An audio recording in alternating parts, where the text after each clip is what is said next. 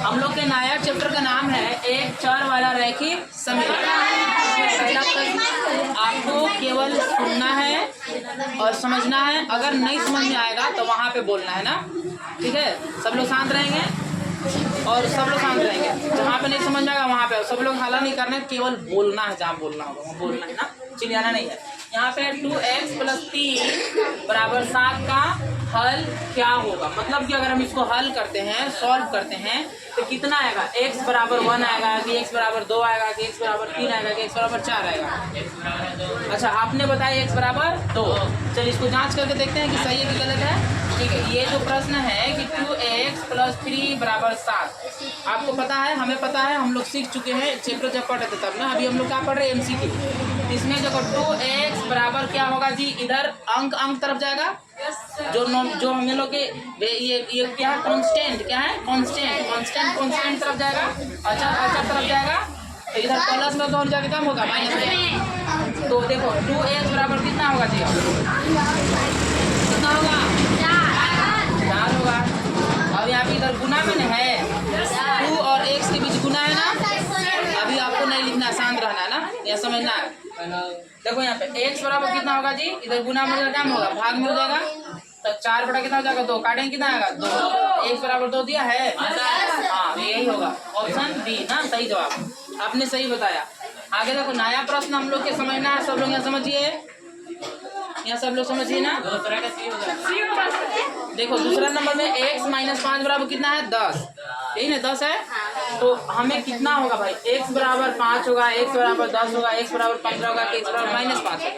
तो आपने बताया x = 15, जो कि सही जवाब है। हम लोग इसको जांच कर लेते हैं। सब देखिए, उनको देखने के लिए बोलो, सब लोग देखो यहाँ पे है ना। हमें दिया है x - 5 बराबर कितना है, 10।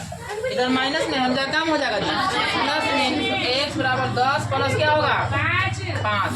x बराबर कितना हो जाएगा, 15। ऑप्शन क्या होगा, ये होगा ऑप्शन सी, सही जवाब ऑप्शन सी। आगे प्रश्न समझिए, नेक्स्ट क्या है, तीसरा नंबर ना। तीसरा नंबर में प्रश्न है कि 3x = 21 में x का मान क्या होगा। देखो 3x = 21, x बराबर कितना आ जाएगा, 3 गुना में नहीं हो जाएगा, कम हो जाएगा जी, यानी कि 21 बटा कितना होगा, 3। तो 3 से कितना होगा, 21। x बराबर कितना आया, 7 दिया है कहीं पे, हाथ दिया है, ठीक है। आगे देखो, निम्न में से कौन सा एक चररैखिक समीकरण है। चलिए आप खड़ा कीजिए, आप में से बताने वाले में से हैं ये आप ऋतु बताएंगे।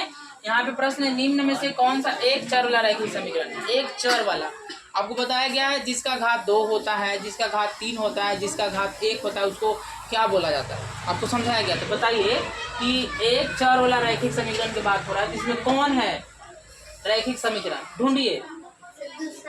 और ये भी बताया गया था कि जब समीकरण, मतलब कि जब बहुपद है या फिर बीजीय व्यंजक अगर बहुपद में लिखा हुआ है तो बराबर नहीं होगा, और अगर समीकरण में लिखा हुआ है तो बराबर वाला रहेगा। बराबर को उधर भी कोई डिजिट, अंक या फिर संख्या रहेगा, और बराबर की इधर भी रहेगा ना, तो समीकरण होता है। इक्वल, इक्वेशन, इक्वल के जरूर साइन रहेगा इक्वेशन में, समीकरण में ना। ये समीकरण की बात कर रहा है तो सब में इक्वेशन दिया है जी, तो समीकरण की बात कर रहा है ना, इक्वेशन की बात कर रहा है। अगर केवल पॉलिनोमियल होगा, बहुपद होगा तो इक्वेशन नहीं रहेगा।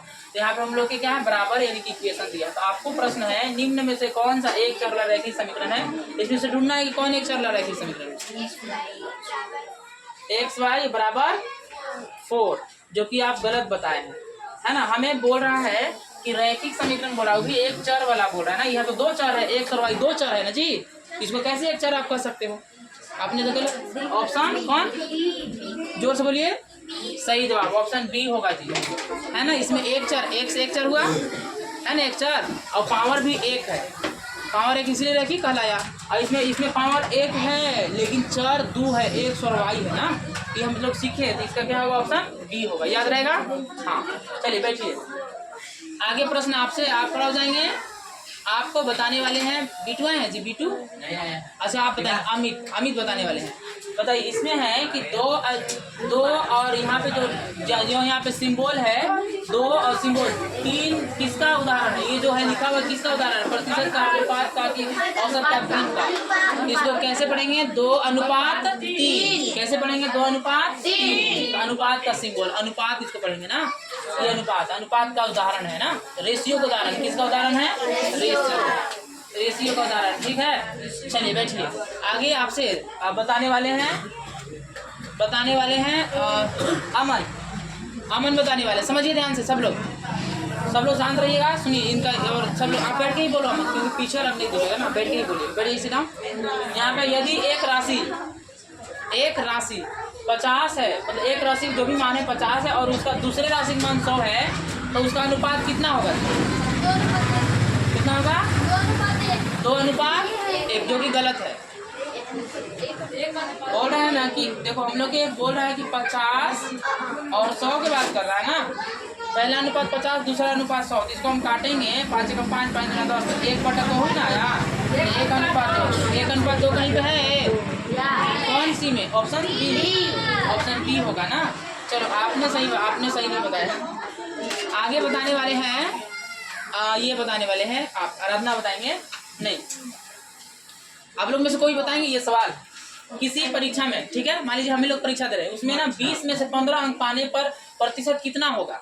मान लीजिए 20 अंक का एग्जाम है, 20 अंक का टेस्ट है, उसमें हम 15 अंक पाते हैं, तो मुझे प्रतिशत में कितना प्राप्त होगा? ऐसे ज्ञात करने वाला आपको समझाया गया है, बताया गया, पढ़ाया गया है। तो बताइए क्या होगा?